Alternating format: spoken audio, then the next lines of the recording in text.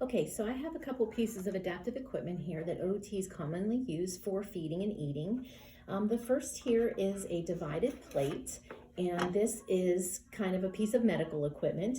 It's divided, and you can also see that it has gutters. So we might use this for somebody who has problems with feeding themselves with both hands. So maybe somebody like who had a stroke that can only use one hand. Feeding yourself with only one hand becomes very, very messy. So something like this can help visually say where the food is. So if we are working with somebody who has a visual neglect, we might set the food up more like a clock. So we might say you have your meat at 12 o'clock, you have your peas at 3 o'clock, and you have your mashed potatoes around between 6 and 9. So that way they can visually look to see where everything is, and we have it nice and divided. This is also very helpful because using a fork, these little dividers provide a gutter. So when somebody's eating with one hand, if they like mashed potatoes or peas, it's kind of hard to stab. So we typically scoop those up, but they're hard because they also roll around. So we might use that gutter for that. So that's kind of neat. If we don't have the higher sides, we might use something called a plate guard. So this can clip onto any standard plate.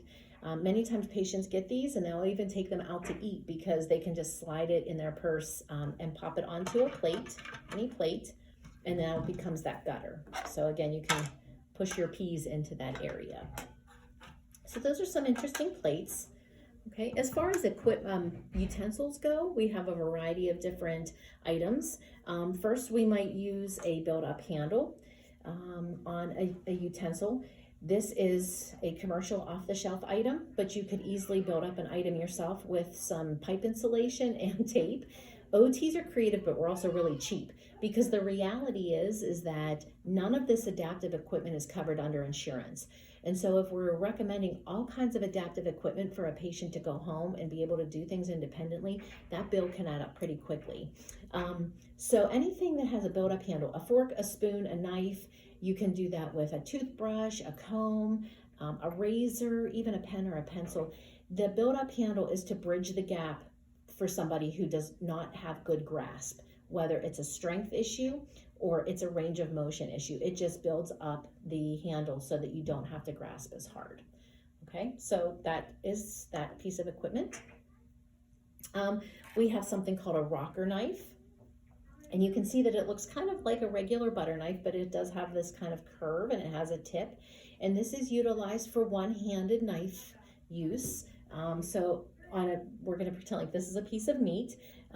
Typically what we would do is grab our knife and we grab our fork and we just kind of go to town on that. But if you only have the use of one hand, the rocker knife is nice because you just rock along. So you get your meat down and you just walk right along that. Okay, and then you can always use the back of it too if you need further cutting. This is a little bit sharp, so of course anytime there's any sort of safety concern or cognitive concern, we're really leery about issuing anything sharp. So we would just have to make sure that the patient cognitively understood the safety concerns with the rocker knife. Okay. One of the best things that we use is called a universal cuff, or sometimes they call it a C cuff. And so this gets put right around the palm. Now, if a person does not have range of motion or volitional movement, a caregiver or the therapist might need to put the universal cuff on. But once it's on, it has like a little slot right here that you can literally put anything in there. For feeding purposes, we might put a fork in there. Just put that right in the slot. And then as long as the person has shoulder and some elbow use, they can feed themselves. Okay, you can see I'm using nothing in my hand right now. We could put a spoon in there. We could put a knife in there.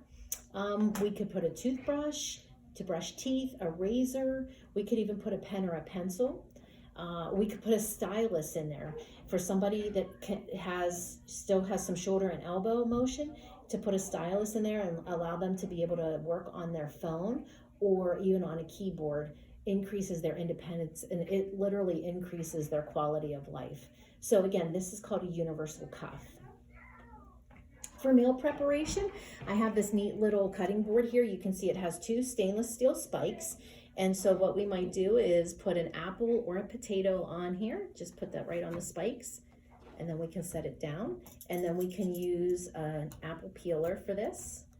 and peel an apple or a potato. And I can tell you that a lot of people take a lot of pride in preparing food for themselves. So if they can do something like this, it makes them really happy. And the happier they are, the more motivated they are, the more independent they will come. So I've actually had sons, daughters, husbands make something like this, where they go out and they get the right wood. They might get a piece of cedar or something like that, and just put 2 stainless steel nails up through the bottom, and they've got a spike board there. You can see that this also has kind of an interesting gutter back here.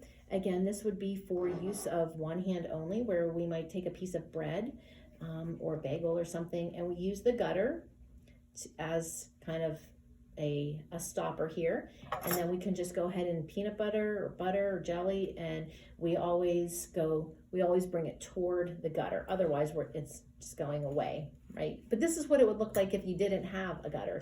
So we keep this in the gutter here, and we just put our butter or peanut butter right on there. So it's pretty helpful. Okay.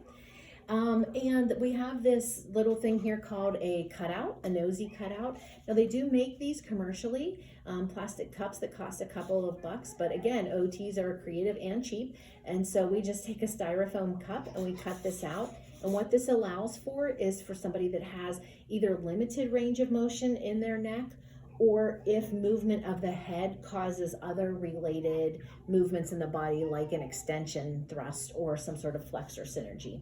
So you might think that you drink it like this, but really it's like this. And so I'll do it from this side. You can see where the cutout is. And the person never has to move their neck back. So great, cheap idea. And let's see, the last thing I think I want to show you here is just this is a denture brush, and it is a toothbrush for dentures, but it's for one-handed use. So it suctions to the table, and individuals can just pop their dentures out, and under the sink while the water's running or whatever, they can just brush their teeth right here. Okay. I've also had patients buy these for use of cleaning fingernails, to make sure they're getting under their fingernails, and even the affected side, they can do that as well. Okay. So the bottom line with adaptive equipment is, in OT, we're always looking to provide something to bridge a gap. If practice and exercises can help the person bridge the gap, then we aren't going to use adaptive equipment, or at least we won't use it long term. We have to realize that there's a financial impact with these items, so we don't want to be prescribing too many. And we want the client to be able to do as much as possible to be independent. So these sometimes are our tools to get them there.